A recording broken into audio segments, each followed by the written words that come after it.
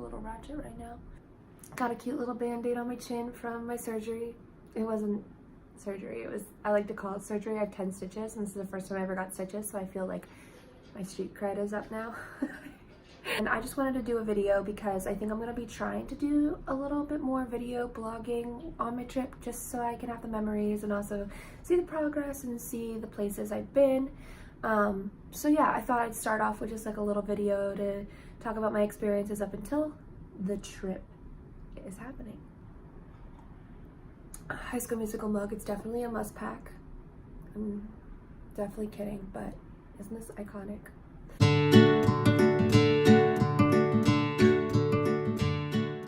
So I am a firstborn, and a lot of my tendencies are to want to have control over everything, my finances, the people in my life, just like my plans are set.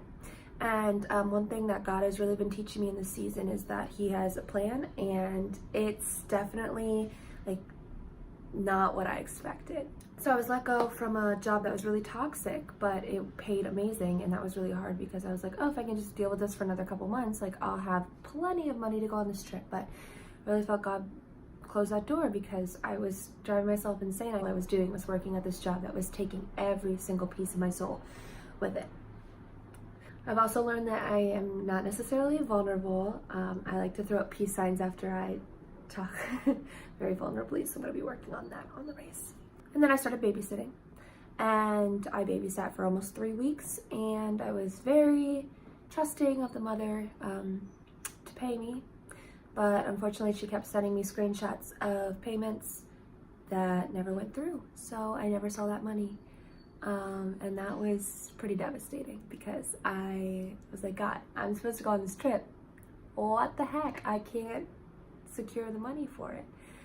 I still don't have all the money and I'm 25 days away, but this is more of a trusting that I'm supposed to be in this place, trusting that I'm supposed to leave and know that I'm gonna get the money. It's gonna be miracle money. I'm talking to myself in an empty house. Okay.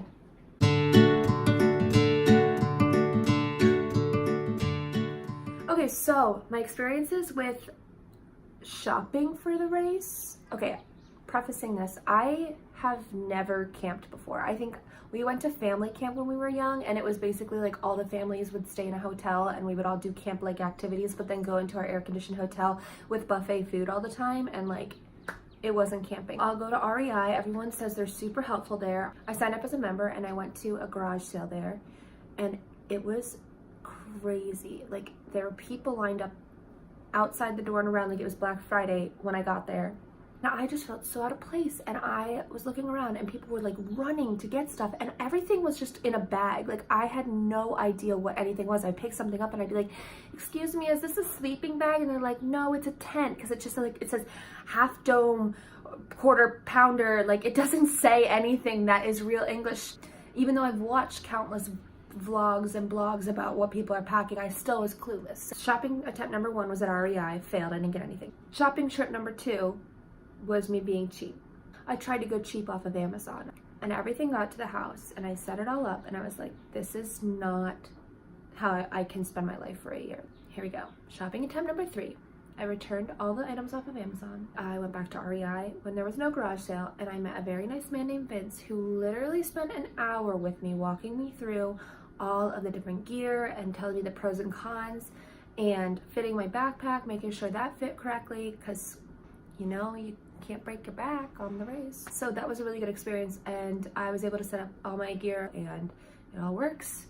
We're good and we're ready for training camp. So it seemed so impossible and so foreign to me when I was at REI the first time that I was like, there is no way I'm even gonna pass as somebody who can do this. And I feel like that's kind of been a reoccurring theme with this trip of even just being like Christian. It's like these people are legit Christians. I'm like a Christian, but like I kind of found my way back to God, and I just feel like all of those I'm not fitting in or I'm not gonna pass is just like such an attack. I just have let go of every expectation that I've had and let go of the fact that I don't have an answer and I don't have all my finances together and I don't know the right way to be a Christian theater artist who also does music, who also loves to kind of hang out with her friends and go dancing. But I'm just excited to keep digging deeper in my relationship with God. And the deeper the relationship I have with